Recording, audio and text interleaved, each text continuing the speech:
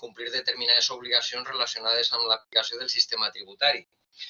I la resposta un poc la trobem en aquesta següent diapositiva, on fa un plantejament sobre, diguem, els dos trets significatius en el cas de les entitats sense finalitat lucrativa, que són l'absència d'ànim de lucre i quin és el sentit que té aquesta expressió, d'una banda, i per altra part, quines són les finalitats o els objectius que tenen aquest tipus o poden tindre aquest tipus d'entitats. Pel que fa a la primera qüestió, és important diferenciar entre el lucre objectiu i el lucre subjectiu. Les associacions, com la resta d'entitats sense finalitat lucrativa, principalment les fundacions, però també altres entitats que segons l'ordenament jurídic no poden tindre ànim de lucre, el que no poden fer és obtenir un benefici per a repartir-lo o un excedent i repartir-lo. Repartir-lo entre, en definitiva, aquelles persones que es relacionen amb l'entitat d'alguna forma o fins i tot les que mantenen algun vincle de parentiu amb les persones vinculades a l'entitat, com poden ser els associats o com poden ser els fundadors o els membres del patronat d'una fundació, etc. I, en definitiva, fixeu-vos, el que prohibeixen les seues normes reguladores és això, que l'eventual excedent que obtinguen, que el poden obtindre, l'apliquen, en definitiva, a distribuir-lo entre aquestes persones com si es tractara de societats de capital o de societats mercantils. Però això no lleva perquè, efectivament, les entitats sense finalitat lucrativa, com les associacions, poden tindre un lucre objectiu, és a dir, poden perseguir l'obtenció d'un excedent a partir de la realització d'activitats econòmiques que poden tindre, com també ha assenyalat Rosa d'ací, un caràcter plenament mercantil. I així ho demostren les seues lleis reguladores que permeten cobrar preus per als serveis que presten o per les activitats que realitzen i, com dic, obtindre un benefici que en qualsevol cas s'ha d'aplicar a les seues finalitats. I anem a les seues finalitats. Cal tindre en compte que l'absència d'ànim de lucre no equival per si mateixa a realització de finalitats o persecució de finalitats d'interès general. La llei orgànica del dret d'associació, l'article 5, si no recorde mal, i Emili això ho sap ben bé, diu que les associacions són entitats que es constitueixen per a la realització de finalitats de caràcter lícit, bé siguin d'interès general o d'interès particular, que podem identificar en aquest cas com un interès col·lectiu de les persones que s'associen. Això és un poc la caracterització important que té en compte el legislador a l'hora de delimitar quin és el règim fiscal de les entitats sense finalitat lucrativa i, com dic, en particular de les associacions. I anem a això ja. Anem a veure quina és la panoràmica general de les obligacions tributàries o fiscals de les associacions. En primer lloc, respecte de l'impost de societats, que és l'impost que grava la renda de les persones físiques, de les persones jurídiques, cal tindre en compte que les associacions són contribuents de l'impost sobre societats. El que passa és que, en atenció a l'absència de lucre i al tipus de finalitats que persegueixen, la normativa de l'impost preveu un règim d'exempció parcial. Parcial vol dir, en definitiva, que d'entrada no totes les rendes que obtenen o tots els excedents que obtenen van a quedar exclosos de tributar per aquest impost. I després cal diferenciar, i ho farem després en més detall, dos règims que poden resultar aplicables. Dos règims que suposen exempció parcial en ambdós casos, però de major o menor abast, en funció del que després comentarem. Ja d'entrada apuntem una qüestió que és fonamental, i és que les associacions, llevat que tinguen declarada la utilitat pública, conforme al que ja ha explicat Emili, han de tributar per el règim menys generós dels dos, que és este que teniu en primer lloc, que és l'anomenat règim d'entitats parcialment exemptes.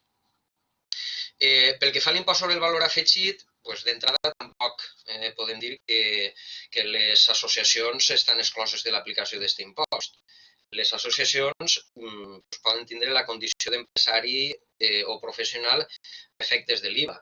Això vol dir que, com qualsevol altre empresari o professional, en el seu cas hauran de complir les obligacions d'ingrés de l'impost i les obligacions formals com la presentació de declaracions, el dur uns llibres registre de les operacions realitzades, diguem, de les que suposen un IVA repercutit com un IVA suportat, etc.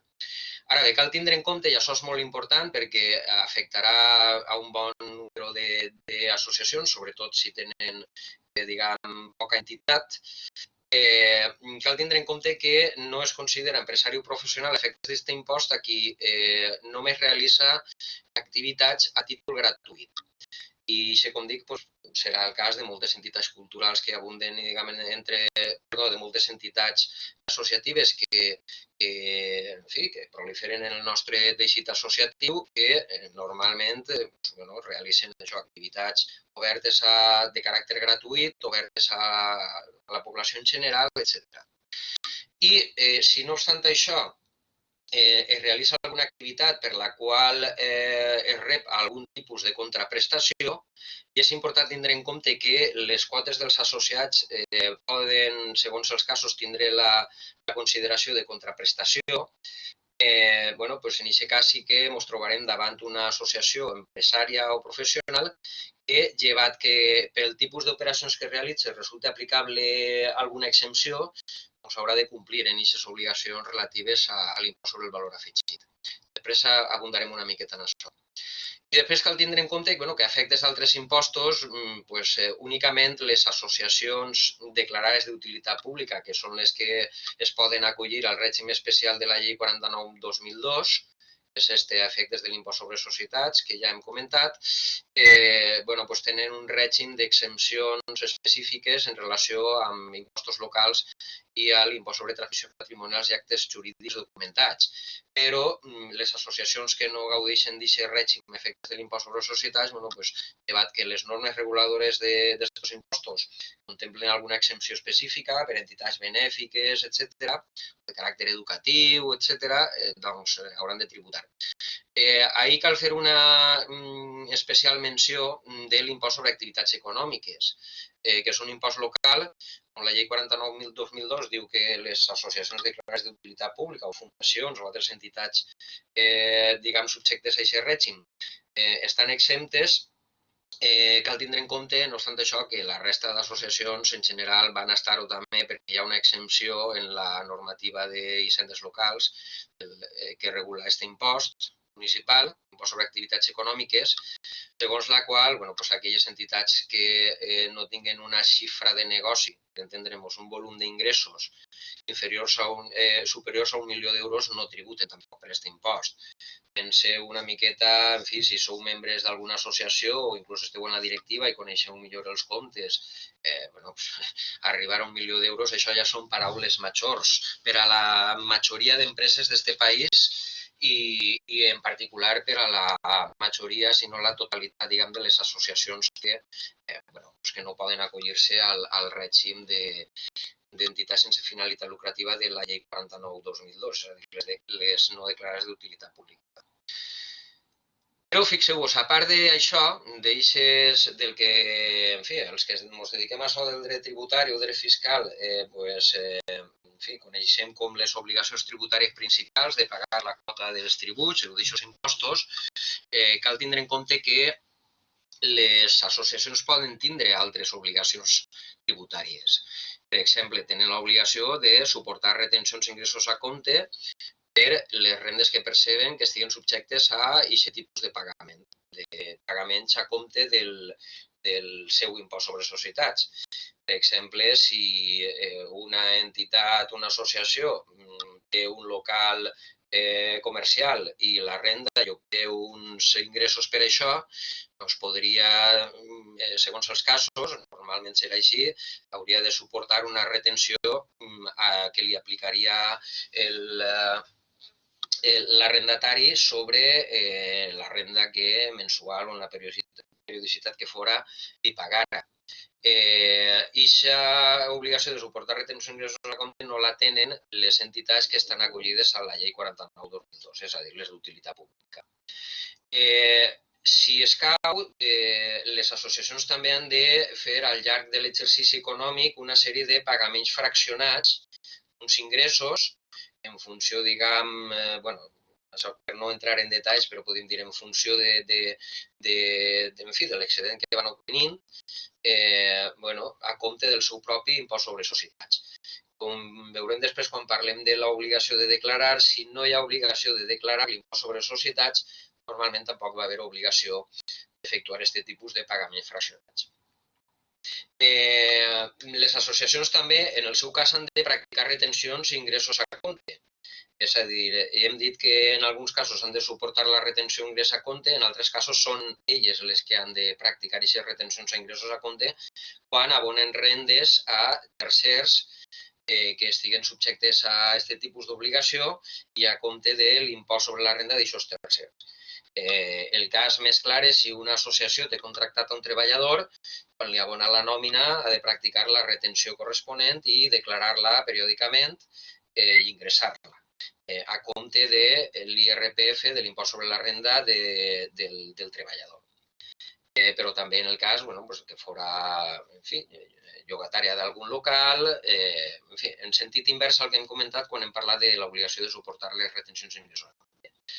I, per últim, cal tindre en compte que hi ha altres obligacions de caràcter formal, que es diu, és a dir, que només consisteixen en l'obligació de presentar algun tipus de declaració o de comunicació que no comporten, no duen aparellada l'obligació d'ingressar ninguna quantitat de diners a la caixa de la hisenda pública. Per exemple, la primera i principal, l'obtenció d'un número d'identificació fiscal en el moment en què es constitueix l'associació. De la mateixa manera, quan es constitueix l'associació, cal presentar una declaració censal d'alta, on, si és el cas, si es va exercir alguna activitat econòmica, s'haurà de declarar el corresponent epígraf de l'impost sobre activitats econòmiques per identificar l'activitat que es va realitzar. I després, en el cas de que hi hagin variacions o de que l'associació es dissolguera, caldria presentar també respectivament declaracions de modificació i finalment, si es dissol l'entitat, una declaració de baixa, una declaració censal de baixa. Després, pot ser, es dona el cas, això serà molt estrany en el cas de les xicotetes associacions, de que calga presentar el que s'anomenen declaracions informatives, com la més coneguda, la declaració d'operacions amb terceres persones. Normalment, si una entitat no està obligada a repercutir IVA, si en qualsevol cas no realitza compres o vendes per import superior a 3.005 euros en relació amb un mateix proveïdor, doncs no va tindre obligació de presentar aquesta declaració informativa més coneguda com el model 347. A efectes fiscals, les associacions efectivament tenen obligació de dur comptabilitat, com ja ha comentat Rosa Dací. El que diu, per exemple, la llei de l'impost sobre societats és que els contribuents d'aquest impost, com ho són les associacions, han de dur una comptabilitat ajustada al Codi de Comerç o a la seva normativa reguladora, com és el cas de les associacions i les fundacions.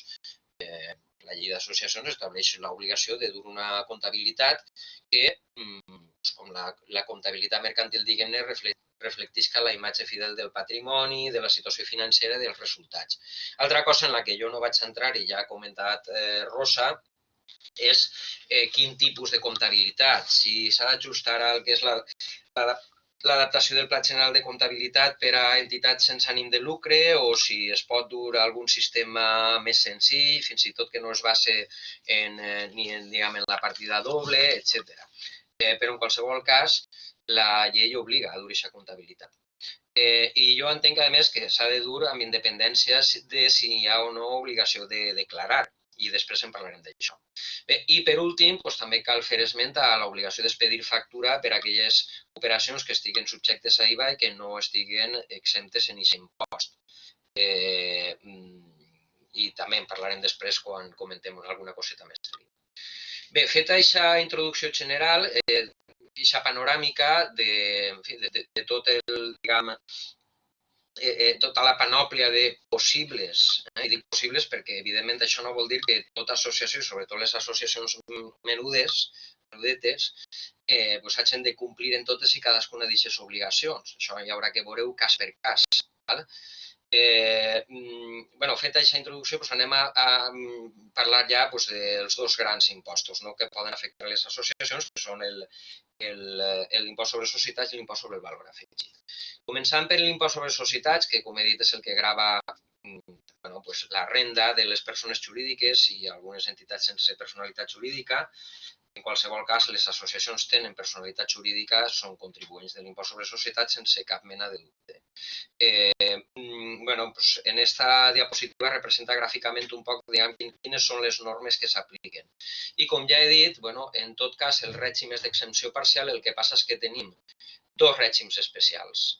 Dos règims especials, que és el que s'aplica amb caràcter obligatori a les entitats sense finalitat lucrativa que no complixen els requisits o que complint-los no volen acollir-se a este altre, que és el que té caràcter voluntari o opcional, el de la llei 49/2002, però recordeu, en el cas de les associacions, el de la llei 49 només es pot aplicar si les associacions tenen la declaració d'utilitat pública.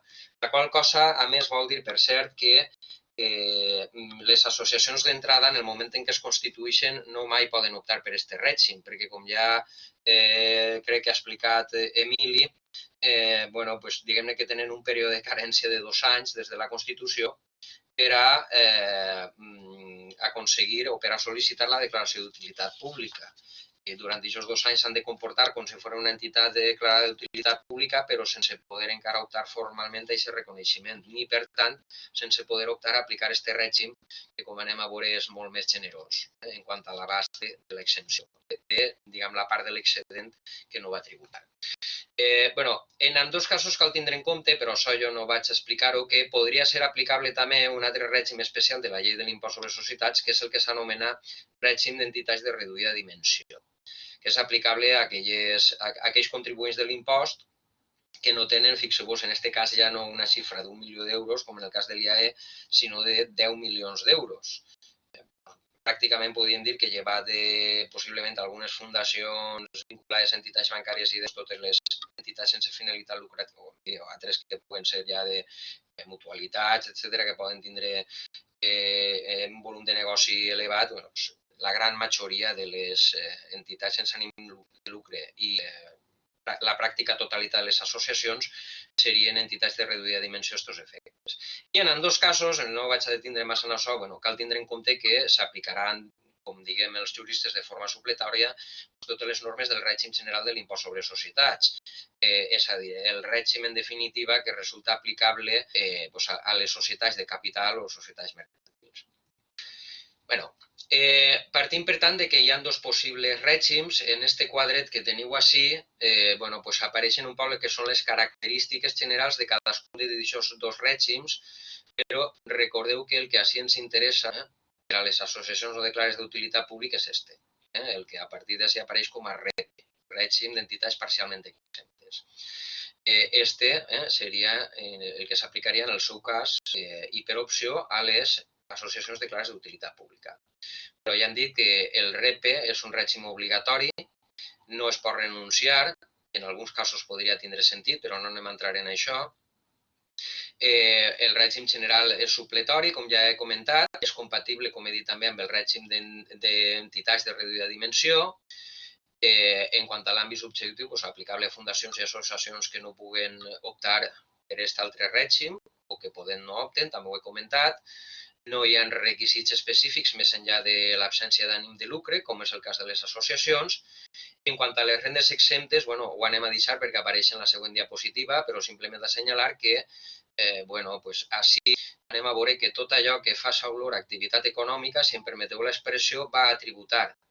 Mentre que en el règim de la llei 49/2002, que precisament per això és més generós, totes les rendes estan exemptes, excepte algunes associades a determinades explotacions econòmiques, podem dir aquelles que no tenen a veure amb el compliment de les finalitats d'interès general que han de perseguir les entitats que tributen en aquest règim. És important també assenyalar que en el cas d'aquelles rendes, aquella part de l'excedent que no estiga exempt, el tipus de gravamen, és a dir, el percentatge que determinarà quina part d'aquest excedent no exempt es va quedar hisenda, s'ha d'ingressar a hisenda, en el cas del REP és del 25%. I això suposa que, en definitiva, sobre aquest benefici o aquest excedent que ha de tributar, les associacions paguen el mateix que les societats de capital. L'única diferència està en que no tots els seus ingressos tributen, però sobre aquells que tributen, sobre la part de l'excedent que té, la llei no estableix ja. En el seu dia sí que el 25% era un tipus reduït respecte del tipus que s'aplicava en general a les empreses. Avui en dia ja no, les empreses també paguen en general el 25%. En canvi, si us fixeu així, no només les rendes exemptes són de major abast, sinó que a més sí que hi ha un tipus especial, que és del 10%, que pràcticament les entitats que tributen per el règim de la llei 49/2002 no paguen impost. Encara que, fixeu-vos, passant a la següent qüestió, aquestes s'han de declarar en tot cas i les associacions que estan en el REPE, encara que després anem a comentar, i ja Rosa ho ha apuntat, que en la major part dels casos hi haurà obligació de declarar, si compleixen aquests 3 requisits que són de difícil compliment, ja ho avança, queden excloses de l'obligació de presentar declaració i correlativa a l'obligació de declarar els pagaments fraccionats, com ja he comentat.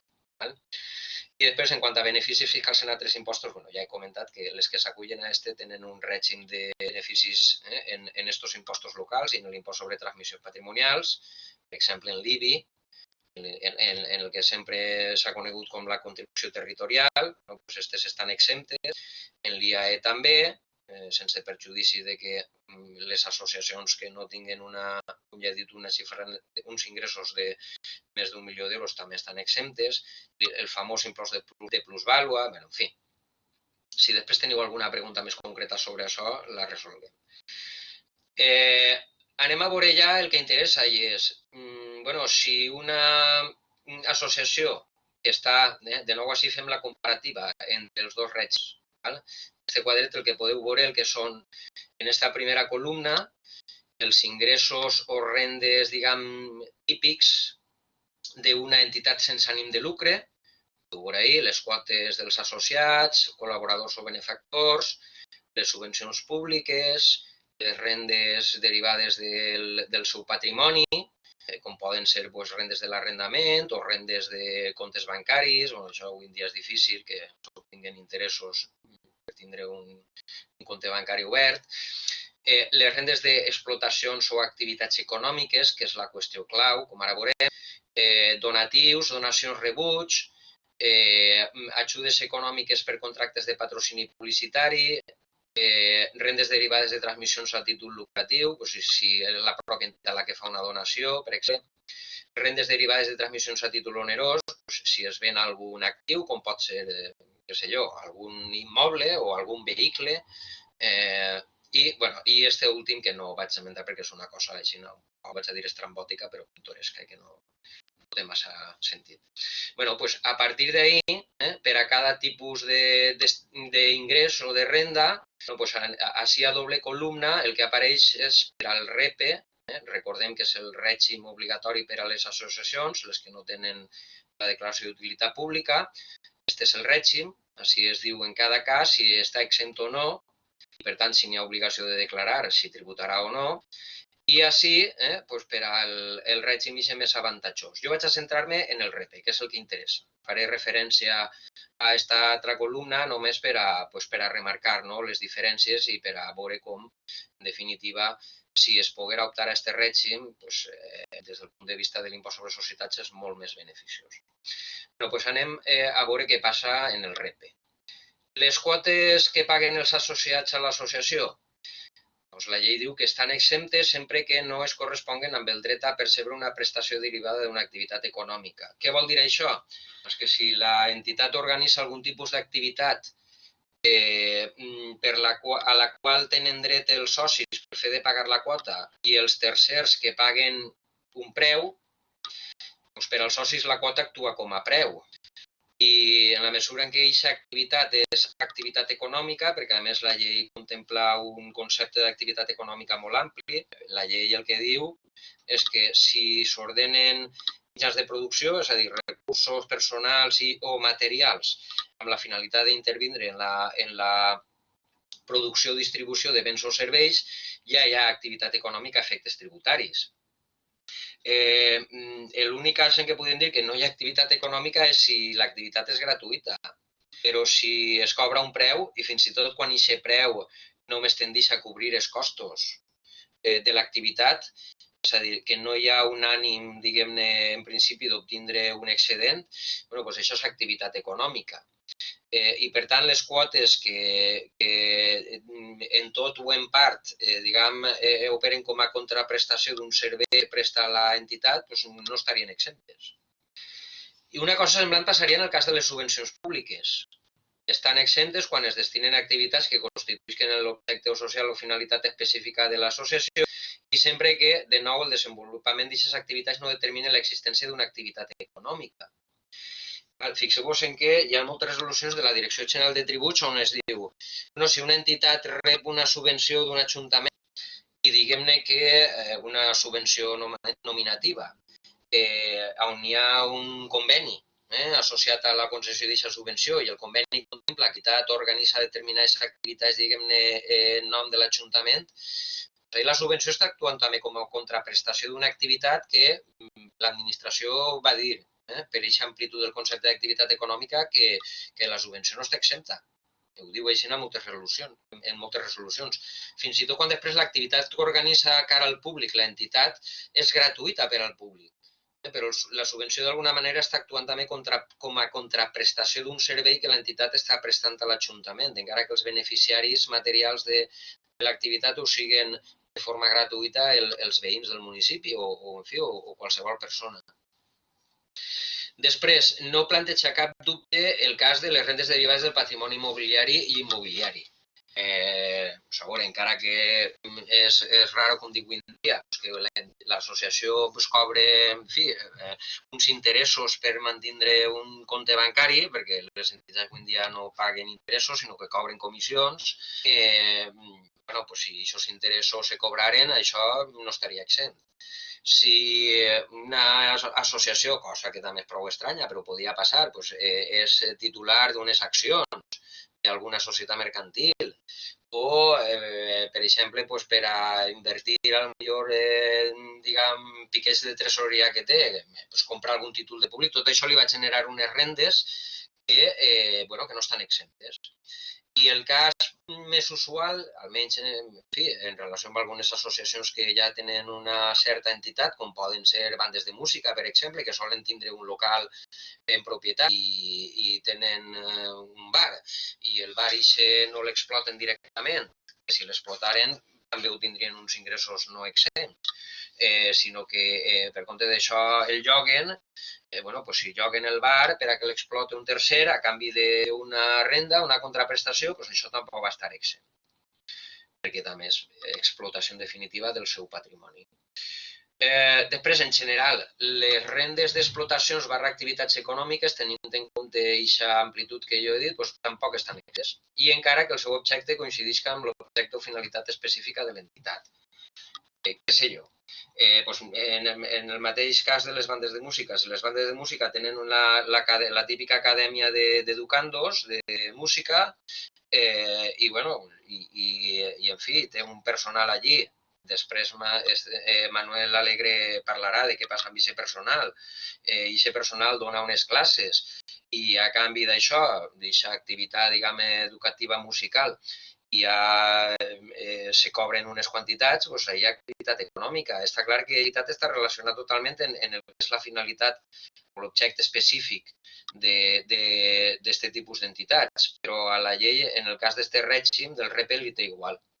De manera que els possibles excedents que generi aquesta activitat van a tributar també. Després, els donatius i donacions que es reben, per cert, assenyala ja una cosa que crec que recordar que Rosa també ha dit. La venda de loteria, perquè això té a veure també amb el que ve a continuació.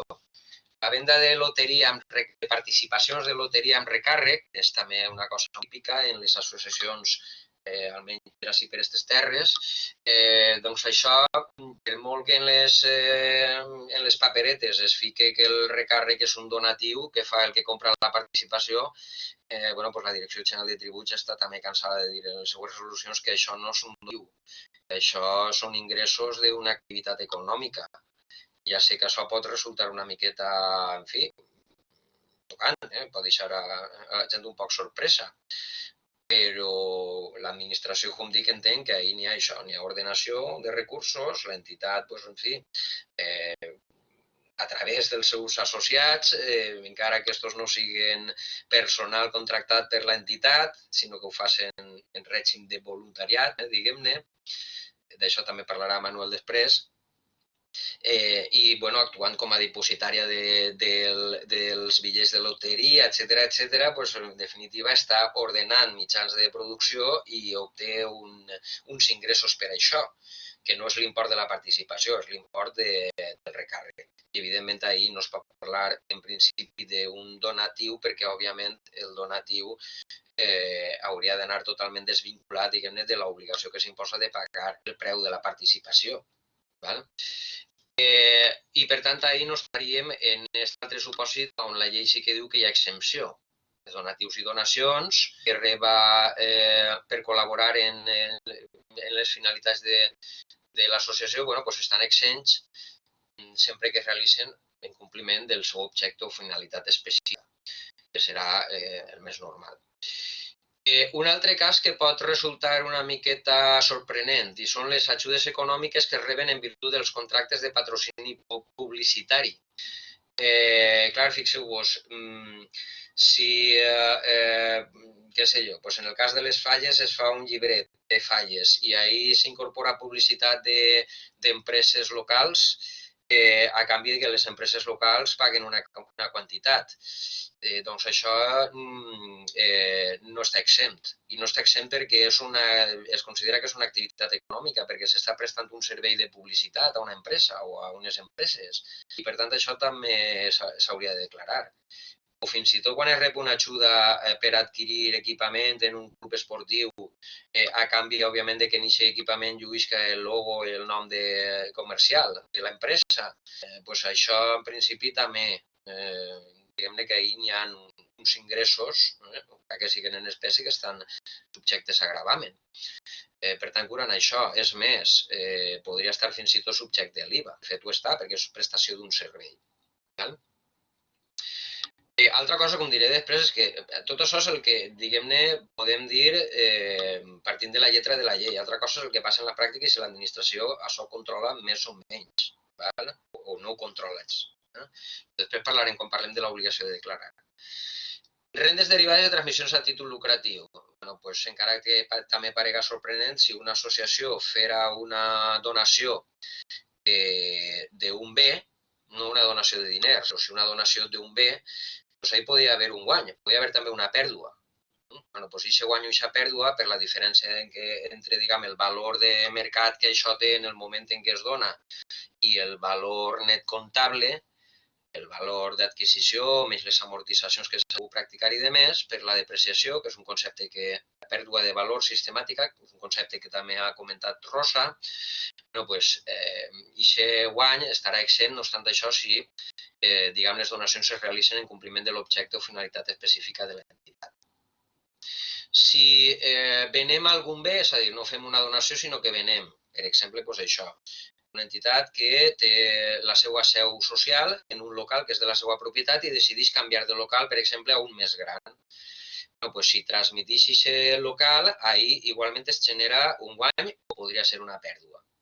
Si el transmeteix, vull dir, si el ven per a comprar el nou local, no, pues, això en principi hauria de tributar, però la llei així estableix una excepció i és que si, diguem-ne, com en l'exemple que jo vos poso, el local està afecte a la realització de l'objecte o finalitat de l'entitat, pot ser pues, el casal d'una falla, bueno, pues, si això, el preu de venda se reinverteix en l'adquisició d'una inversió que també està relacionada com seria un nou local en l'objecte o finalitat específica de l'entitat, doncs això estaria exempt.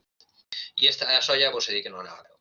Bé, en definitiva, fixeu-vos que no poden partir un poc de la idea de que les associacions que no tenen ànim de lucre com que no tenen excedents tributables. No, vull dir, n'hi ha que mirar-ho ben acuradament perquè poden tindre rendes subjectes a gravamen en molts casos, i recordeu sobretot el cas de la loteria, perquè la loteria és la venda de participacions de loteria, com us dic, és una cosa molt usual.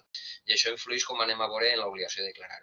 En canvi, sense entrar ja en detalls així, podríem dir que si estiguem parlant d'una associació d'utilitat pública, pràcticament, encara que tindria obligació de declarar, en tot cas, tot estaria exempt.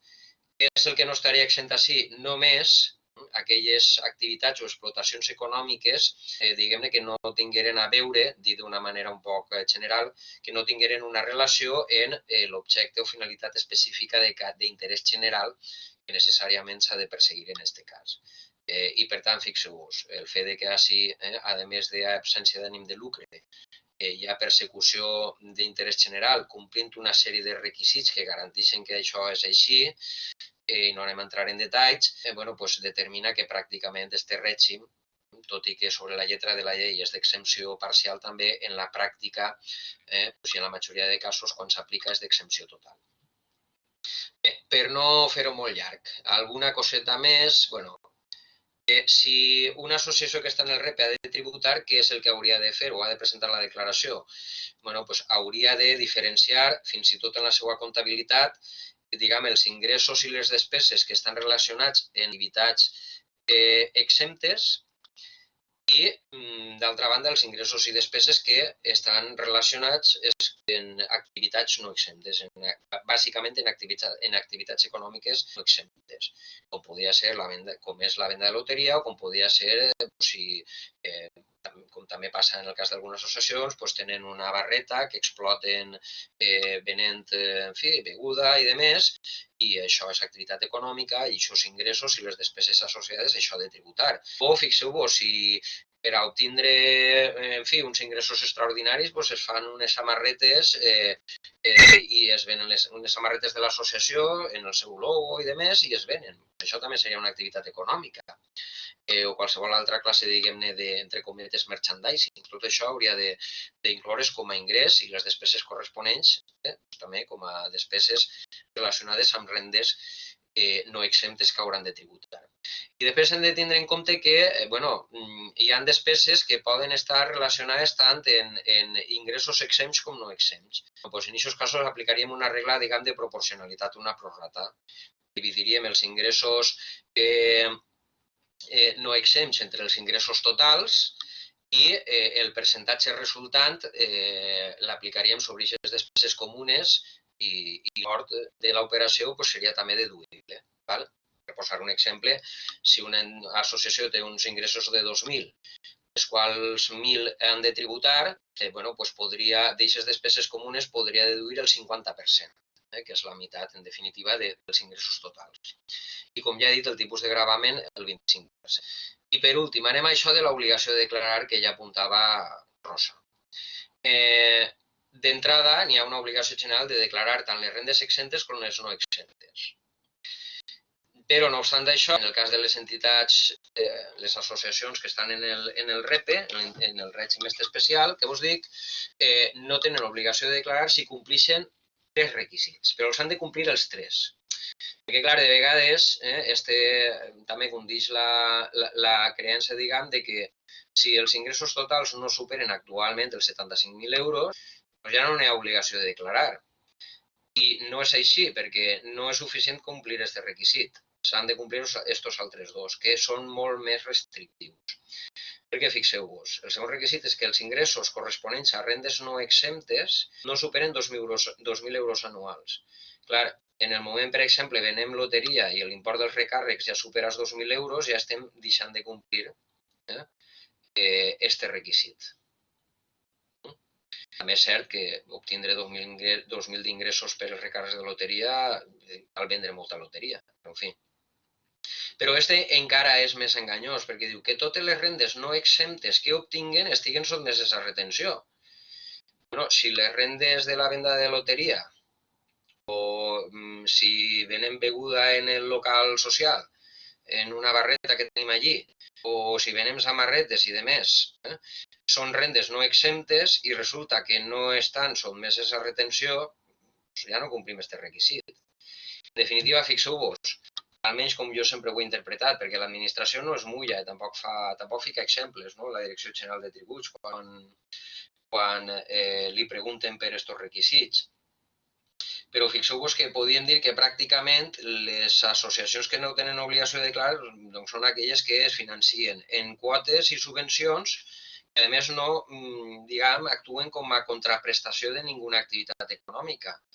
I això, bueno, pues se dona en la pràctica, però sí, no sempre és així, que les úniques fonts de finançament són això, les quotes i les subvencions que no estan vinculades, diguem, a la realització d'una activitat econòmica. Per tant, és complicat, no?, que es compleixin aquests requisits. L'altra cosa és que moltes entitats que clarament haurien de presentar la declaració no ho facin i que això no tinga conseqüències perquè, fins on jo sé, l'administració tampoc és que estiga massa preocupada, no?, que s'incomplixi l'obligació de declarar de les associacions. Tampoc estic animant-vos amb això a que no declareu, a que deixeu de declarar si és que declareu. Però, bueno, si veiem això, que no n'hi ha jurisprudència ni resolucions dels tribunals econòmics administratius relatives a això, si n'hi ha una obligació de declarar és perquè realment l'administració tampoc ho comprova de forma molt acurada. Després, bueno, si hi ha obligació de declarar, bueno, el termini de declaració és el de 25 dies naturals següents als 6 mesos posteriors a la conclusió del període impositiu. Si el període impositiu, és a dir, l'exercici econòmic de l'associació, coincideix amb l'any natural, això vol dir, en definitiva, que la declaració, el model 2 anys, s'ha de presentar de l'1 al 25 de juliol de l'any següent. Per tant, l'exercici 2020, insistir, si coincideix amb l'any natural, s'haurà de declarar de l'1 al 25 de juliol de 2021. Si n'hi ha obligació de declarar, clarament n'hi ha obligació també d'efectuar pagaments fraccionats, 3 pagaments fraccionats al llarg de l'exercici, i ja he comentat també que les obligacions comptables s'han de complir segons la seva normativa reguladora, tal com ja ha explicat Rosa, i, a més de la llei de l'impost sobre societats, diu que aquesta comptabilitat ha de diferenciar entre els ingressos i rendes exempts i no exempts, precisament perquè això després és el que permet també aplicar, quan cal declarar, aplicar el règim especial on ja hem vist que una part estarà exempta i una altra no. Bé, i per anar acabant, simplement 2 idees per a que, en fi, no se li faci hora de sopar a Manuel Alegre, sobre l'IVA. Ja hem comentat que les associacions no poden ser empresaris o professionals, no ho seran si només realitzen activitats a títol gratuït, és a dir, si no cobren preus, però ja hem vist també el que passa amb les quotes i les subvencions, que poden tindre la condició de preu. I, en qualsevol cas, això sí cal tindre en compte que hi ha una sèrie d'exempcions en la llei de l'impost sobre el valor afegit que tenen a veure amb activitats típiques d'entitats com les associacions i que en algun cas es fa dependre l'exempció de que estiguem parlant precisament d'això, de que siguin establiments privats de caràcter social com ho són les associacions. No m'allargue massa sobre el tema. Algunes prestacions de serveis a socis estan exemptes, sempre i quan no es pagui més contraprestació que, diguem, les quotes estatutàries, per exemple, en les associacions de caràcter cívic. Les activitats educatives, si estem parlant d'entitats privades autoritzades, estan exemptes. Algunes exempcions, com dic, que supediten al caràcter d'establiment privat de caràcter social, com ho seran quasi 100% les associacions, ara ho comentaré, i per exemple, ahí trobem els serveis d'assistència social, serveis prestats a persones físiques que practiquen l'esport o l'educació física i els serveis culturals que es contemplen ahí, que són una gran part dels serveis culturals. L'inconvenient que té l'aplicació d'aquestes exempcions és que, si igual que l'entitat que només que fa activitats a títol gratuït no pot deduir l'IVA que suporta, quan es realitzen operacions que estan exemptes, tampoc es pot deduir l'IVA suportat. Si es realicen operacions exentes i no exentes, bueno, s'aplicarà sí, una regla semblant al que veiem per les despeses comunes en l'impost sobre societats, que és la regla de prorrata. Podran deduir l'IVA suportat en la mesura, diguem-ne, en què aquest IVA està relacionat en operacions no exemptes per les que s'ha de repercutir l'impost sobre el valor afegit. I, bueno, pues per últim, en esta última diapositiva, que també tindreu a la vostra disposició, bueno, pues així es diu què són establiments de caràcter social a efectes de l'IVA i, per tant, bueno, complixen aquest requisit que hem vist per algunes exempcions, operacions exemptes. Pues les que no tenen finalitat lucrativa, cas de les associacions, els càrrecs representatius són gratuïts, cas de la majoria de les associacions, almenys de les no declarades d'utilitat pública, i els socis no poden ser destinataris principals. Este és, potser, el requisit més, més complicat de complir. No poden ser destinataris principals de les operacions exemptes ni gaudir de condicions especials en la prestació dels serveis. Per tant, bueno, pues, té que haver una certa abertura de les activitats que realitza l'entitat a tercers i no poden ser destinataris principals o preferents pues, els propis associats. Bueno, després hi ha unes excepcions a l'aplicació d'aquest requisit, però bueno, tampoc anem a entrar en això.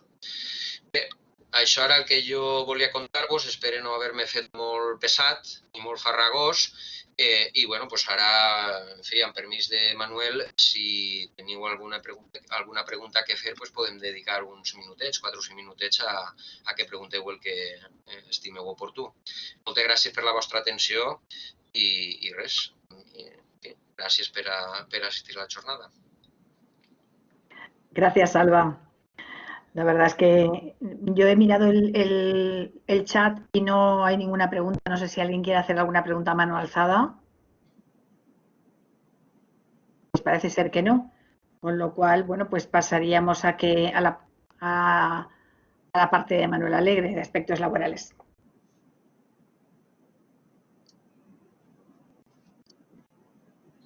Buenas tardes, ¿me escucháis bien? Sí, se escucha bien, Manuel. Gracias, Pilar. Bueno, buenas tardes. Como comentaban los compañeros que me han precedido, a mí me toca cerrar la jornada del día de hoy hablando de los aspectos laborales y de seguridad social. Desde el punto de vista del contenido de la exposición, también igualmente como mis compañeros, estén tranquilos. La presentación se les va a hacer llegar a través del correo electrónico y, por lo tanto, lo más interesante de esto es que podamos, en la medida de las posibilidades que nos permiten estos entornos, colaborar y que ustedes pregunten todas las cuestiones que estimen oportunas. Bien, la presentación, o para plantear aquellas dudas que con más frecuencia se les van a presentar en la gestión de las asociaciones, yo me he dedicado a seleccionar los principales problemas que tanto desde el punto de vista laboral como de seguridad social se suscitan, y para presentarlos los he expresado, los he puesto de manifiesto a través de una serie de casos prácticos que nos van a servir de excusa para explicar aquellas cuestiones que creo que son las más importantes. Así que este sería, digamos, el método que vamos a utilizar para ver esa exposición. Bueno, esta primera parte, lógicamente, como Emili ya les ha explicado sobradamente, no me voy a detener y, por lo tanto, vamos a lo que nos interesa.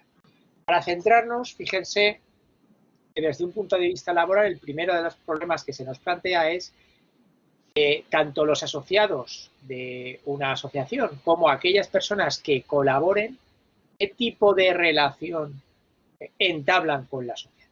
Bien, con carácter general, desde este punto de vista, más allá de la relación societaria como asociado, y lo que me interesa es analizar desde el punto de vista de aquella colaboración, es decir, para decirlo en términos llanos, el trabajo que puedan prestar para una asociación, qué posible calificación tiene y eso qué consecuencias va a tener, que es lo importante. Bien, si se fijan en pantalla, hay 3 posibilidades. La primera, que esa prestación de servicios que hace una persona para una asociación sea encuadrable dentro de la categoría del voluntariado. Bien. En segundo lugar, la cuestión estaría si esa prestación de servicios puede estar encajada en la actividad que podemos decir de voluntarios. En el ámbito laboral le llamamos trabajo amistoso, altruista, es decir, en definitiva, trabajo voluntario, o bien, sería la tercera posibilidad, que estemos ante una relación laboral. Obviamente, la diferencia entre los tres es clara. Si yo estoy ante una relación laboral, obviamente eso supone que a esa persona habrá que reconocerle todos los derechos que se le reconoce a una persona, a un trabajador por cuenta. El salario, la jornada, las vacaciones, etcétera, etcétera.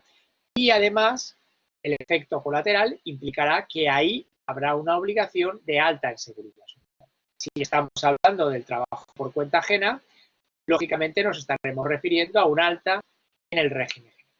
Bien, pues estas son las tres posibilidades que se nos plantean. ¿Qué ocurre en la práctica? Pues en la práctica normalmente la actuación inspectora frente a una asociación lo que va a buscar es si puede haber relaciones laborales encubiertas, ¿vale?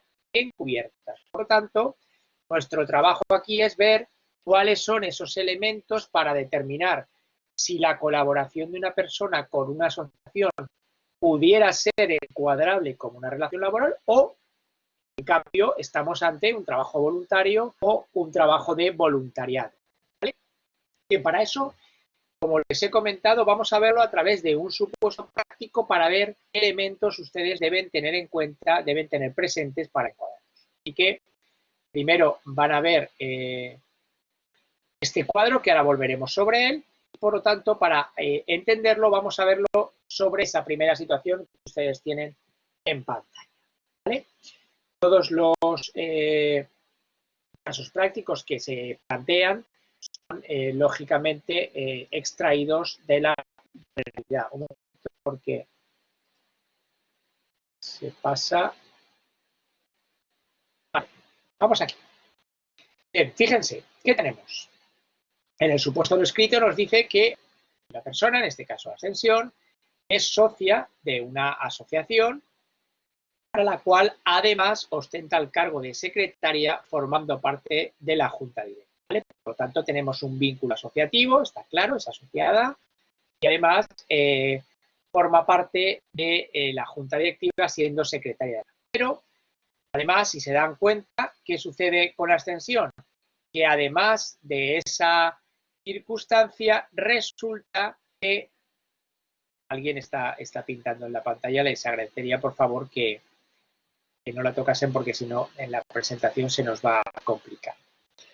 Bien, decía que además de esto, además de ser la secretaria de la Junta Directiva, tenemos que presta sus servicios como educadora.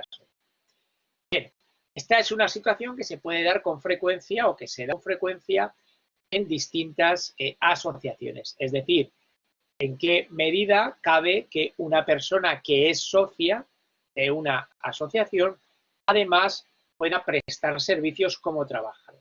Bien, la regla general va a ser que aquí no se nos plantea ningún tipo de problema. Por lo tanto, efectivamente, habría el doble vínculo. ¿De acuerdo? Doble vínculo. Es decir, por un lado el vínculo societario como secretaria de la Junta Directiva. Desde ese punto de vista, en el ámbito laboral nada tenemos que decir. Y por otro lado es trabajadora por cuenta ajena porque, como he dicho, presta servicios para la asociación como educadora. Bien, aquí, como la relación laboral está formalizada, es decir, hay un contrato firmado, se le abona el salario, desde ese punto de vista no hay nada que objetar. Tendría ese reconocimiento de relación laboral y ya está. ¿Cuál es el problema que se nos plantea aquí? Bien, el problema que se plantea, fíjense, es si realmente esa relación de trabajo puede ser por cuenta ajena o bien, como la trabajadora forma parte de la Junta Directiva, pudiera ser que no sea un trabajo por cuenta ajena. ¿Y esto qué consecuencias tiene? Pues fíjense, muy rápido.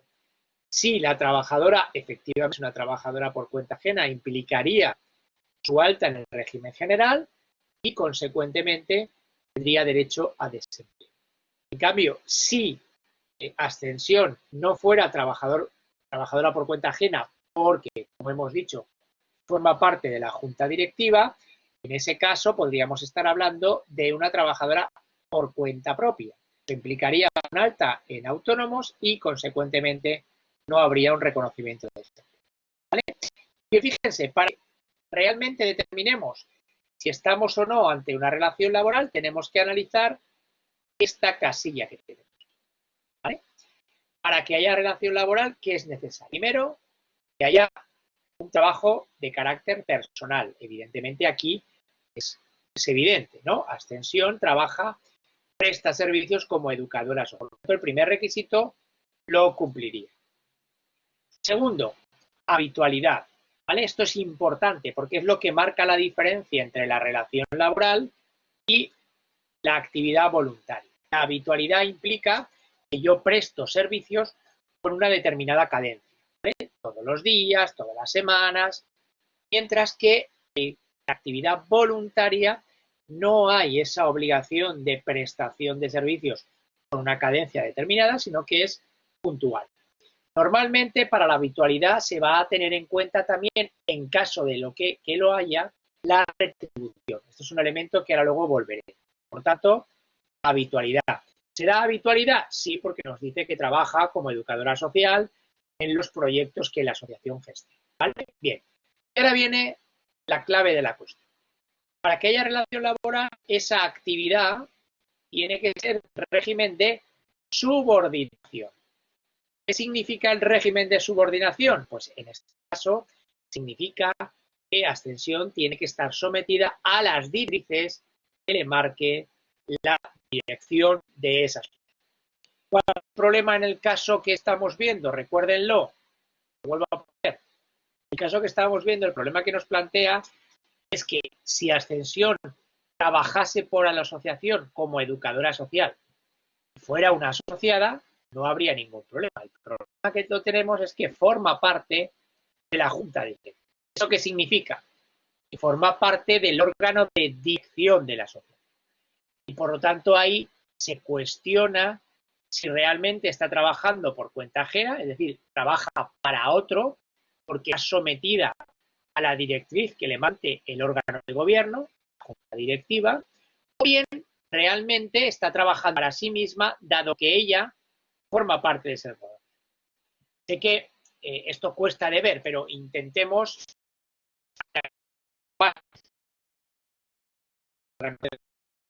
que marca como forma parte de la directiva y el problema de si realmente hay subordinación o no. Recuerden que si no hay subordinación, ¿vale? Si no hay subordinación, pues evidentemente no hay relación laboral, porque se tiene que... Si hay subordinación, estaríamos ante una relación laboral. Ahora lo termino de analizar esto, ¿vale? Por otra parte, el elemento de la retribución sí que se da, cobra un salario. Elemento importante porque de nuevo es el que nos va a marcar la diferencia entre una relación laboral y una actividad de voluntariado. Para que sea actividad de voluntariado, en este caso la Ascensión, no debería percibir salario.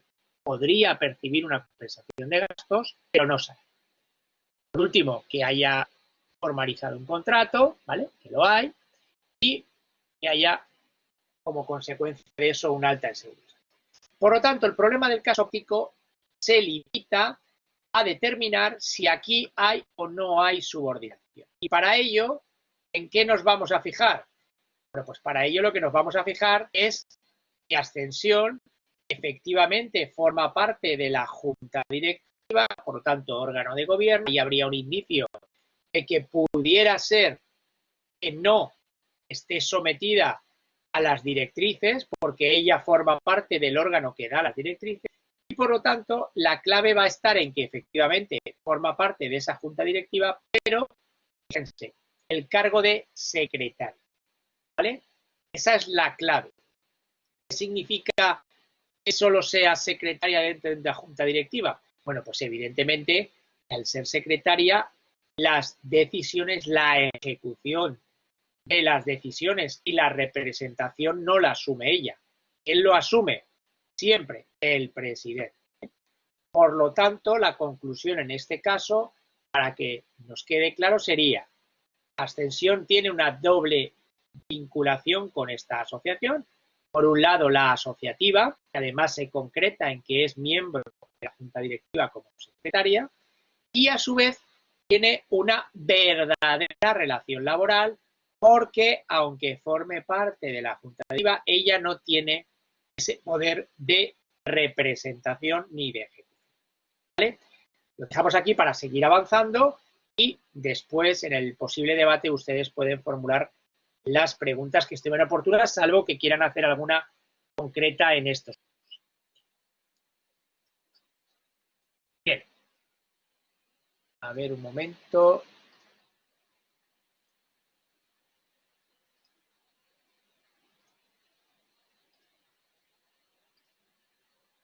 Vale. Siguiente cuestión. El encuadramiento en seguridad social. Recuerden que hemos dicho que si estamos ante una prestación de servicios, un trabajo por cuenta ajena, implicará que hay un alta en seguridad social, pero será un alta en el régimen general. En el caso que acabamos de ver de ascensión, el problema que se nos plantea efectivamente es si ese alta en régimen general estaba bien hecha o no, porque era una trabajadora por cuenta ajena. Pues ahora vamos a ver el lado contrario. Cuando una persona que preste servicios para una asociación tendrá que estar dado de alta en autónomos, ¿vale? En autónomos. Y para eso nos vamos de nuevo a valer el siguiente caso.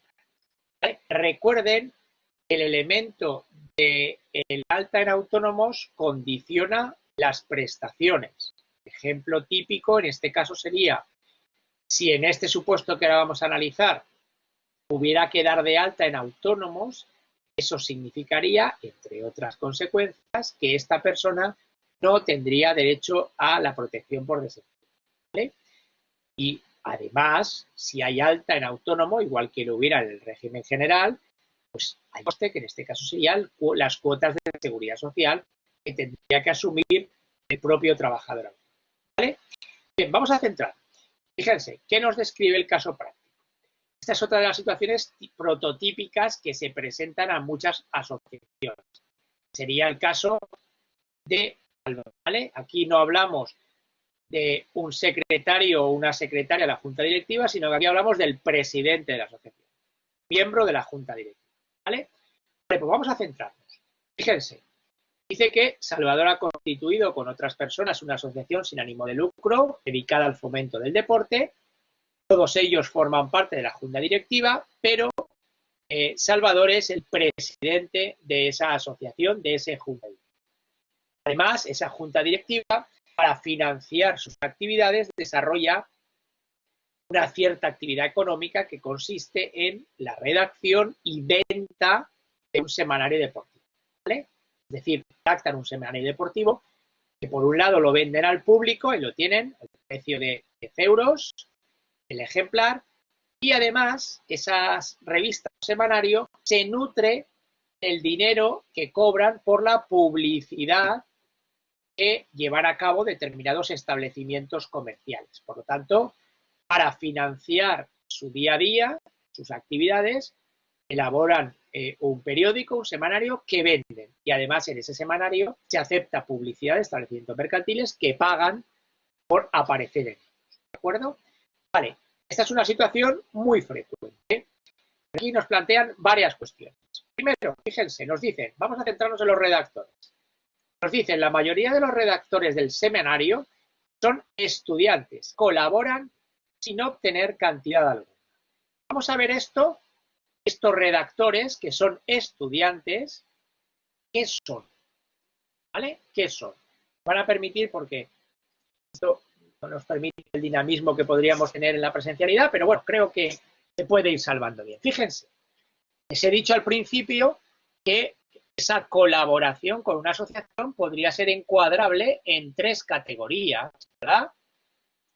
Relación laboral, voluntariado y trabajos amistosos o trabajos voluntarios. Vamos a centrarnos un momentín ahí, ¿vale? A la diferencia. ¿Qué diferencia hay entre voluntariado y trabajo voluntario? Pues fíjense, en el trabajo voluntariado se deben cumplir todos estos requisitos, salvo retribución, ahí coincide, pero aquí la importancia es que solo puede haber voluntariado cuando se ejecute un proyecto concreto. Es decir, que yo tengo una serie de personas que colaboran sometidas y para ejecutar un proyecto del cual yo, por ejemplo, he obtenido una subvención de un ayuntamiento o de una consellería, ¿vale? Por lo tanto, la clave ahí es que el voluntariado necesariamente colabora con la asociación para ejecutar un proyecto. ¿Qué consecuencias tiene el voluntariado? Bueno, pues en primer lugar hay que formalizar el contrato de voluntariado, no hay retribución, ¿vale? Y tampoco hay alta en seguridad social porque los riesgos que pueda asumir el voluntariado se cubren a través de un seguro.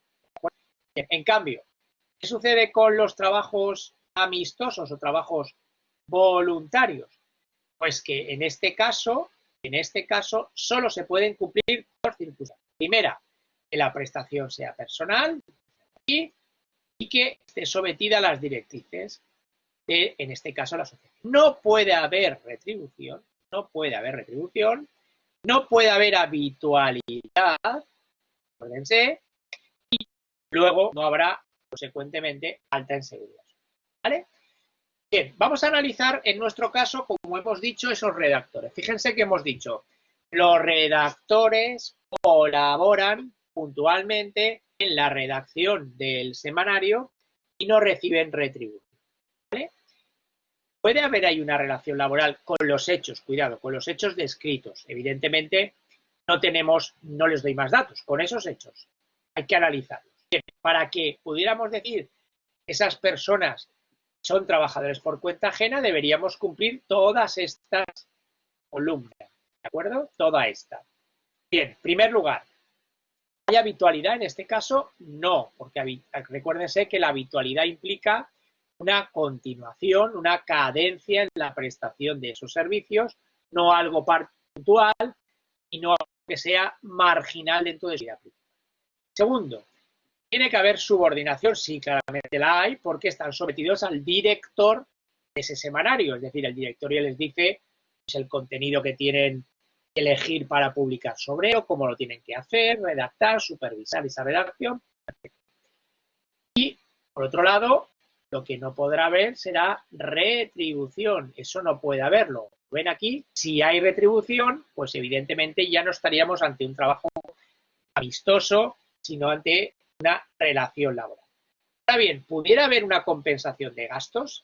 ¿Yo puedo compensar gastos a un voluntario? Bien, cuidado, la respuesta es que sí, pero siempre teniendo en cuenta dos elementos. En primer lugar, esa cantidad que se reciba debe efectivamente compensar los gastos en que incurra esas personas. Por ejemplo, es el transporte, ¿vale? El gasto que supone el transporte.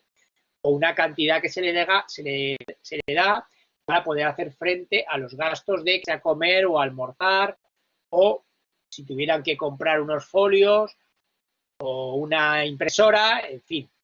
En definitiva, la clave está que la retribución, si existe, no debe compensar el trabajo, el tiempo de trabajo, las horas, sino compensar los gastos.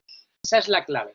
Y para ello la asociación tendrá que poder acreditar efectivamente la cantidad que se le pueda dar a un voluntario responde perfectamente a los gastos que han sido acreditados. ¿Vale? Así que cuidado con eso, porque tiene que haber evidentemente una relación entre el gasto acreditado y la cantidad que. En segundo lugar, no puede haber una cadencia, una retribución, digamos, permanente, mensual, porque eso puede ser un indicio de que ahí lo que estamos ocultando es retribución. ¿Vale? Los gastos por principio son puntuales, no hay una, digamos, duración mensual, una cadencia, sino que se abonan cuando se generan. En tercer lugar, el importe. Acuérdense, no solo es que tiene que estar justificado que ese gasto se ha producido, sino que además el importe debe responder a la media de lo que sería ese gasto. Me explico.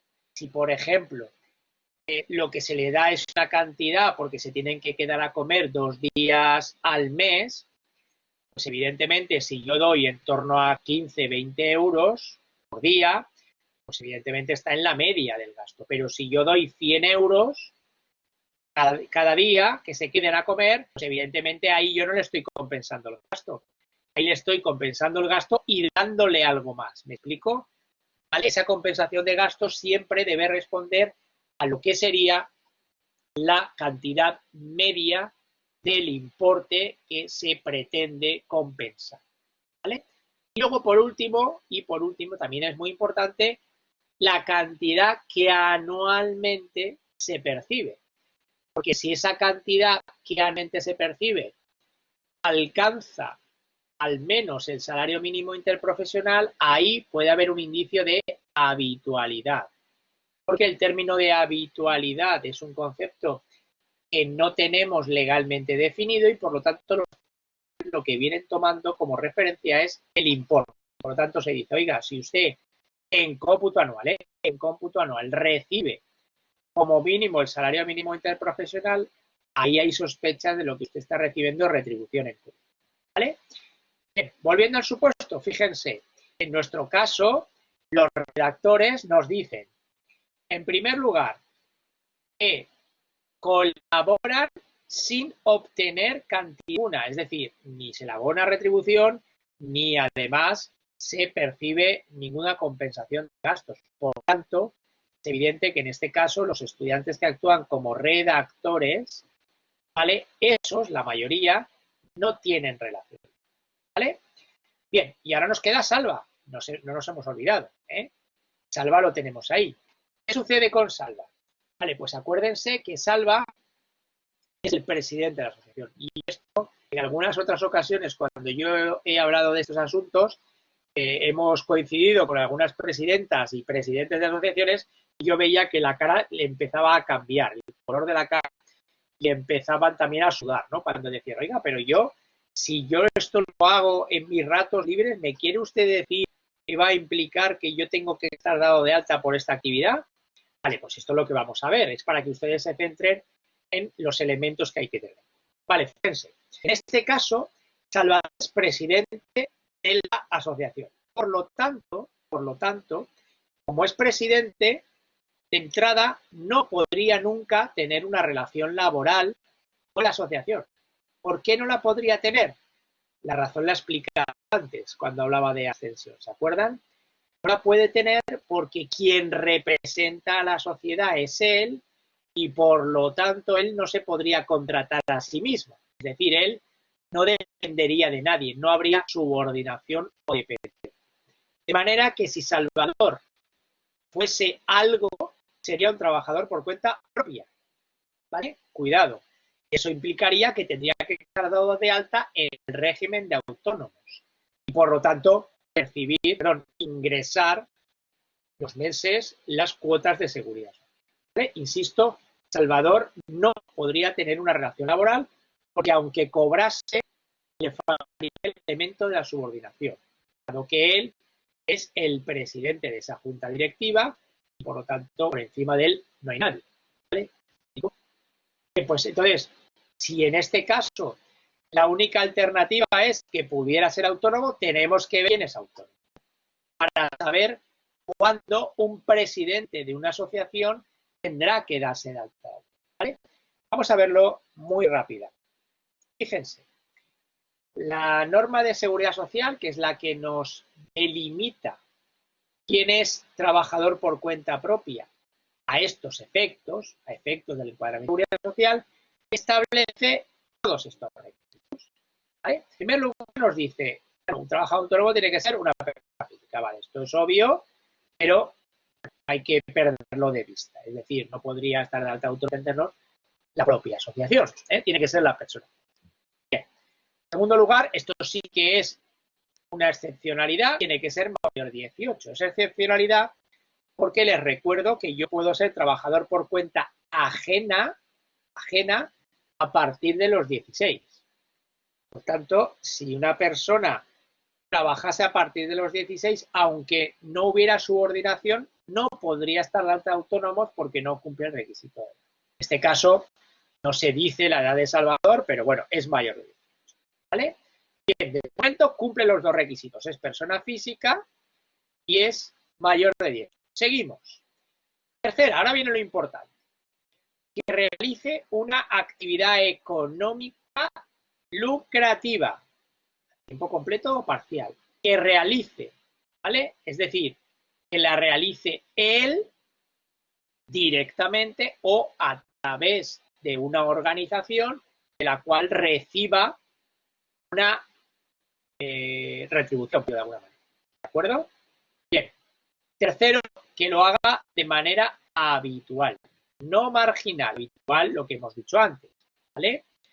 Que va allí todos los días o todas las semanas va 3 días, no solo que va una vez al mes, ¿vale? Los demás no me detengo aquí porque no nos interesa en este caso, ¿eh? No se requiere la titularidad de la empresa y que puede tener trabajo en su cargo. Y por último, este sí que me interesa, capacidad de autoorganización. Es decir, lo que hemos dicho, no está subordinado a nadie, ¿vale? Es la cabecera de la actividad. Vamos a ver entonces, recuerden, si se cumplen o no estos requisitos en el caso de Salvador, ¿vale? Bien, hemos dicho, Salvador evidentemente es una persona física, ya lo digo yo, es mayor de edad.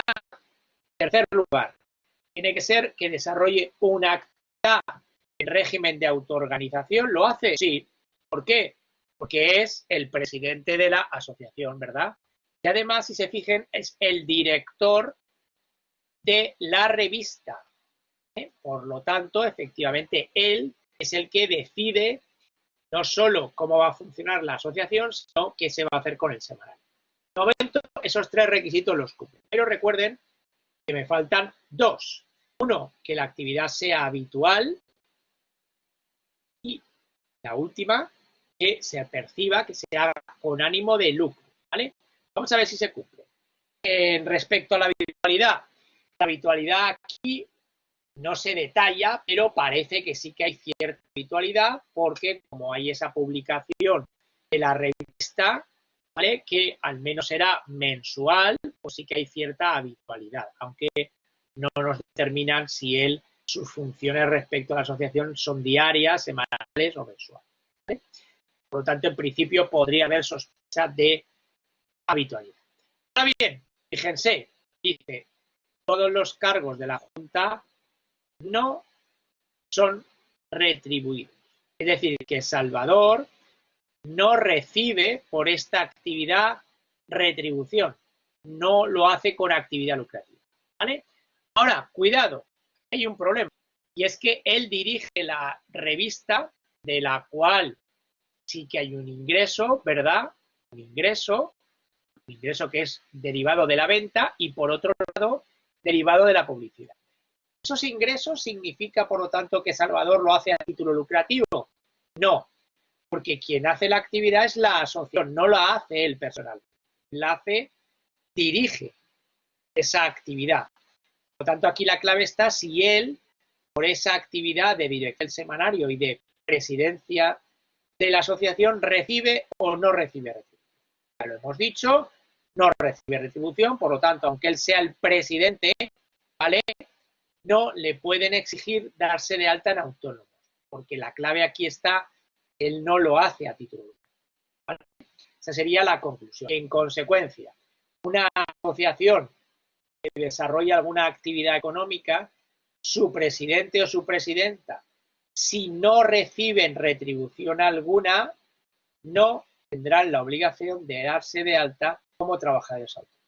Ahora bien, si esa persona que actúa como presidente sí que recibiera retribución, entonces evidentemente ahí sí habría una obligación de alta en seguridad social. Bien, de nuevo, como les he dicho, si tienen alguna duda, pueden plantearlo ahora. Si no, ahora cuando acabe la última de las consideraciones, que también creo que es importante que las tengan presentes, formulan las que estimen oportunas. Bien, y para acabar, como les decía, pues me quedaría referirme a otra de las situaciones que también se da en algunas circunstancias, que quizás es menos conocido, y por lo tanto aquí mi función, digamos, es más pedagógica, es llamarles la atención para que tomen las precauciones que sean adecuadas en el caso de que se den las circunstancias que voy a decir. ¿vale? Si se han dado cuenta, he intentado elegir asociaciones distintas que desarrollan distintas actividades para que vean la problemática que se plantea. Y la última que he elegido es un AMPA, ¿vale? Es un AMPA. Vamos a ver lo que pasa en este caso y yo les explico cuál es el problema y cómo resolverlo. Pues fíjense, tenemos un AMPA de un colegio público, tiene el encargo de gestionar las actividades extraescolares y los campamentos vacacionales de ese colegio. ¿De acuerdo? Y bueno, pues con un acuerdo del colegio o bien porque el ayuntamiento lo haya encargado, el AMPA es la que se encarga de organizar. Obviamente, un AMPA puede tomar dos decisiones. Una, si tienes encargo, ejecutarlo ella. Cuidado, si lo ejecuta ella, de nuevo nos vamos a la casilla de salida. Tenemos que plantearnos los monitores de las actividades extraescolares y de campamento que van a ser voluntariado, voluntarios y una relación laboral. Esto no me repito, me reitero a lo que he dicho antes. Eso es lo primero que habría que tener que determinar, porque eso evidentemente implica unos costes, unas soluciones desde el punto de vista de seguridad. Pero, como les he dicho, tiene esa opción. El AMPA diga, no, lo voy a hacer yo, con medios. O, como en el caso descrito, cabe la posibilidad de decir, bueno, yo tengo el encargo, pero yo no tengo personal adecuado para hacer esto, así que voy a externalizar la actividad. ¿Qué significa externalizar? Pues dársela a otra entidad que la ejecute, ¿vale? Un encargo, le hago un encargo. En este caso, el AMPA suscribe con una empresa, Gestión SL, ese contrato de prestación de servicio. De manera que el AMPA recibe el encargo, pero no lo va a ejecutar ella, sino que se lo da a una empresa que se dedica a esto y que por lo tanto tiene personal cualificado y lo puede hacer mejor. Bien, pero ¿qué sucede? Bueno, pues han firmado ese contrato y resulta que al finalizar la duración de ese contrato, que es de un año, el AMPA decide que ya no va a renovar, ¿vale? Con esa empresa y que va a hacerlo ella misma. Puede suceder que el AMPA diga, oye, pues al final yo le estoy pagando a esta empresa, resulta que yo tengo personas voluntarias o además puedo contratar a determinadas personas que lo haga, a lo mejor me resulta mejor de coste y por lo tanto puedo ofrecerle extraescolar más económica, la razón que sea. Aquí es irreal.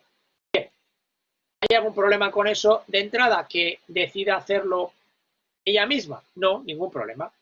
Ningún problema. Pero cuidado, cuidado.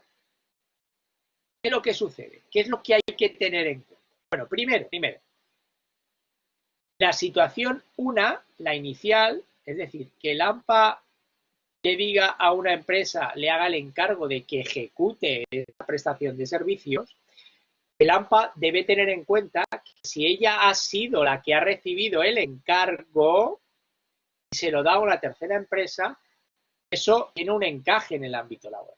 Eso le llamamos una contrata de prestación de servicios, en este caso de propia actividad, porque el encargo lo ha recibido ella y se lo da a un tercero. Eso significa que el AMPA tiene que tener claro que se convierte desde ese momento en responsable solidario de las deudas laborales y de seguridad social. Dicho en términos llanos. Eso, si un AMPA lo hace, debe tener claro que la empresa, si los trabajadores de esa empresa, en este caso nos dice que hay 3 trabajadoras adscritas, no le pagasen los salarios o no cotizasen por ella, las trabajadoras podrían dirigirse al AMPA a reclamar sus salarios y las cotizaciones. Por lo tanto, cuidado, porque el AMPA, si hace esto, debe asegurarse pidiendo que se le acredite el abono de los salarios y que acrediten el pago de las cotizaciones, porque si no, se puede encontrar con alguna sorpresa desagradable. ¿Vale? Por lo tanto, responsabilidad solidaria en la fase 1. Hay que tenerla muy en cuenta. Vale, fase 2, que sería esta. Acabado el año y dice, no, mira, no me ha gustado cómo lo has hecho, o yo creo que lo puedo hacer mejor, lo voy a hacer. Bien. Fíjense, esto, desde el punto de vista laboral, ¿qué repercusión tiene? Necesito hacerles una mención para que entiendan la lógica del sistema.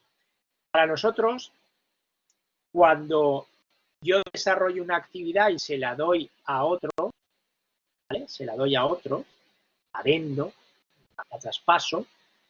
Quien la adquiere, ¿vale? Quien la compra o quien asume el arrendamiento y la explotación, se subroga en las obligaciones del anterior. Se subroga. ¿Eso qué significa? Que, por ejemplo, si yo tengo una empresa, en este caso, de actividades extraescolares, y yo la empresa la vendo a otra empresa, la empresa que entre se hace cargo de esos trabajadores, con las deudas posibles, etcétera, etcétera. ¿Siguen? Vale. ¿Esto es lo que sucede? No, aquí no se ha vendido ninguna empresa. ¿O ha habido una fusión? Tampoco ha habido una fusión. Pero resulta que en el ámbito de las concesiones, es decir, una cosa que yo tendría que explotar, que se la doy a otro que lo haga, no paso medios materiales, lo que hago es el encargo. Si luego rescato las concesiones, si las rescato, puede ocurrir dos cosas. Primera, normalmente en el ámbito público, que los pliegos de condiciones, por ejemplo, ¿verdad? Un ayuntamiento que sacase a licitación esto, o el propio colegio, imponga a que la empresa entrante se subrogue en los trabajadores. Quiero decir que si sale una empresa y entra otra, la nueva se tiene que hacer cargo de los trabajadores que prestan. ¿Sí? Por tanto, primera posibilidad, que lo establezca el pliego. Aquí lo hace, no, porque aquí no estamos en el ámbito de la contratación pública, por lo tanto, como tal, no va a jugar. Pero eso mismo lo puede hacer el convenio. Fíjense qué pasa aquí. Que el convenio colectivo por el cual se rige la empresa, aquí lo dice claramente, establece la obligación de subrogación. Un minuto, Sonia.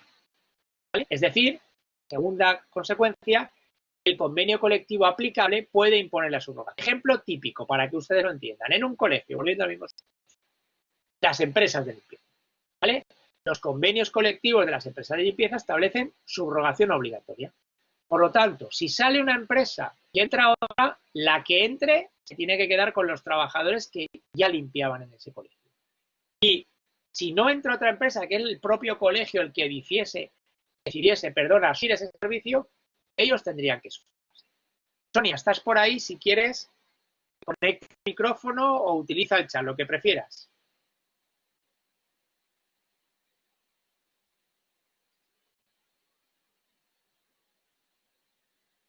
Hola. Sonia.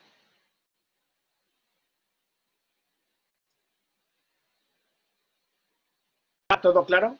Vale, vale. Te ha quedado claro lo del convenio. Vale, pues fíjense. ¿Qué sucede en este caso? Pues en este caso lo que sucede es que el AMPA no ha tenido la precaución de mirarse el convenio. Y entonces, como no se ha mirado el convenio colectivo, resulta que tiene un problema. Porque el AMPA, ¿qué pretende hacer? El AMPA lo que pretende hacer es autogestionar, es decir, gestionar las actividades extraescolares con trabajadores que pueda contratar ella. ¿Eso hay algún problema? No, lo que pasa es que con independencia de contratar estas 3 trabajadoras que ya prestaban servicios para gestión, se van a subrogar. Por lo tanto, el AMPA tiene que hacerse cargo de esas 3 trabajadoras. ¿Vale? ¿Hay algún problema? No, lo que pasa es que eso hay que tenerlo en cuenta porque efectivamente ya si yo necesito 5, por ejemplo, y allí hay 3, pues yo ya tengo de partida 3 trabajadores. No voy a poder incorporar 5, podría incorporar 2. La consecuencia, segunda, obviamente, pues tendré, si hay alguna deuda, tendría que hacerme cargo yo, ¿vale? Y evidentemente abonar todas las retribuciones de acuerdo con el. Pero es que, ¿qué pasaría? ¿Qué es lo que pasa en este caso? ¿Qué pasaría si el AMPA, como no se ha mirado el convenio, llega y contrata ella directamente a otras trabajadoras para que presten el servicio? ¿Qué está sucediendo ahí? Pues lo que sucede es que como esas trabajadoras no pueden prestar servicios, porque han incorporado 3 nuevas, ¿qué se ha hecho con ellas? Se les ha despedido. ¿Y quién las ha despedido? ¿Gestión? No, porque gestión acaba el contrato y le dice a las trabajadoras, mira, a partir del 1 de noviembre se va a hacer cargo el AMPA. Así que vosotros os tenéis que dirigir al AMPA a decirles, oiga, usted tiene obligación de subrogación. Si el AMPA no subroga, las está despidiendo improcedentemente porque no hay causa. ¿Qué consecuencia conlleva eso? Pues que las indemnizaciones que se privar las tendría que asumir el AMPA, no las asumirá la empresa. ¿Correcto? Bien, pues esto era todo lo que quería comentarles y nada, estoy a su disposición, creo que me he ajustado aproximadamente al tiempo, nos queda unos minutitos para que formulen las preguntas que estén en oportunidad. Nada, muchísimas gracias por su atención y estoy a su entera disposición.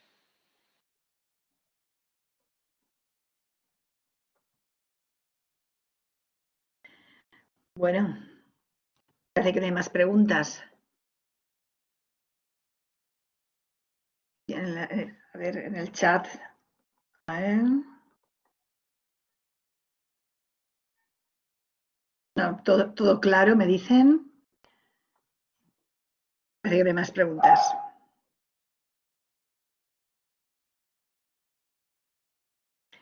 Bueno, pues si no hay más preguntas, cerramos aquí la sesión, ¿no te parece, Manuel?